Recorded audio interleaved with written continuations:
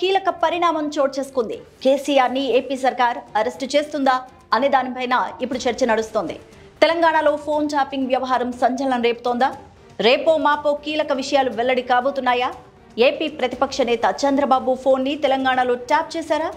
ఈ విషయాన్ని అదుపులో ఉన్న నిందితులు అంగీకరించారా? అదే జరిగితే కేసీఆర్ ని ఏపీ సర్కార్ అరెస్టు చేయడం ఖాయమా? వీటన్నిటికీ అవుననే సంకేతాలు బలంగా వినిపిస్తున్నాయి. తెలంగాణ ఫోన్ ట్యాపింగ్ కేసులో కొత్త విషయాలు వెలుగులోకి వస్తున్నాయి. బీఆర్ఎస్ హయాంలో కేవలం తెలంగాణలో కాంగ్రెస్, బీజేపీ నేతలు, న్యాయమూర్తులు, వ్యాపారవేత్తలు, సినిమా వాళ్ల ఫోన్లు మాత్రమే కాదు, ఏపీలో అప్పటి ప్రతిపక్ష నేత చంద్రబాబు నాయుడు, లోకేష్, అచ్చెన్నాయుడు ఫోన్లను సైతం ట్యాప్ చేసినట్టు వార్తలైతే వస్తున్నాయి. ఇక చంద్రబాబు, లోకేష్లకు సాన్నిహిత్యంగా ఉండే మరో ముగ్గురి ఫోన్స్ కూడా ఆ లిస్టులో ఉన్నట్టు సమాచారం. ఇదే కనుక వాస్తవమైతే ఈ కేసు దేశ రాజకీయాల్లో పెను ప్రకంపనలు సృష్టించడం ఖాయంగా కనిపిస్తోంది. ఈ మేరకు కొన్ని ఛానల్స్ లో కూడా ఇప్పటికే ఈ తరహా వార్తలు జోరందుకున్నాయి. అయితే ఆయా ఫోన్స్ బీఆర్ఎస్ ప్రభుత్వంలోని ప్రభాకర్ రావు ఆదేశాల మేరకే ప్రణీత్ రావు ట్యాప్ చేసినట్టు వార్తలు చక్కర్లు కొడుతున్నాయి. నార్మల్ ఫోన్లు మాత్రమే కాకుండా వాట్సాప్ ఆడియోలను సైతం ట్యాప్ చేసినట్టు తెలుస్తోంది. ట్యాప్ చేసిన ఫోన్స్ డేటాను ఓ చిప్లో పెట్టి ప్రభుత్వ పెద్దలకు అందజేసేవారట కొంతమంది.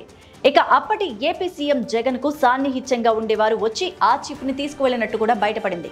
దీనికోసం ఇంట్లో ఒక వ్యవస్థను కూడా ఏర్పాటు చేసుకుని జగన్ వినేవారని సమాచారం.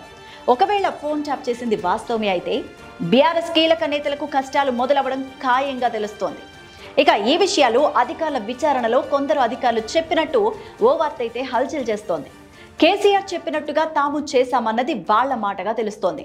నార్మల్గా ఫోన్ ట్యాపింగ్ చేయడం నేరం, అందులోనూ ఒక రాష్ట్ర ప్రతిపక్ష నేత ఫోన్ ని మరో రాష్ట్ర అధికార పార్టీ ట్యాపింగ్ చేయడం ఇంకా నేరం. ఇక దీనిపై క్లారిటీ వస్తే ట్యాపింగ్ కేసుని సిబిఐ హ్యాండిల్ చేసే అవకాశం కూడా ఉన్నట్టు చెప్తున్నారు. ఇక ఈ వ్యవహారంపై ఏపీ ప్రభుత్వం కేసు నమోదు చేసే అవకాశాలు కూడా ఎక్కువగా కనిపిస్తున్నాయి. ఈ క్రమంలో అప్పటి తెలంగాణ ప్రభుత్వం పెద్దలను విచారణకు పిలిచే అవకాశం ఉందని కూడా తెలుస్తోంది. అదే కనుక జరిగితే దేశవ్యాప్తంగా పెను ప్రకంపనలు సృష్టించబోతోంది తెలంగాణ ఫోన్ ట్యాపింగ్ కేసు.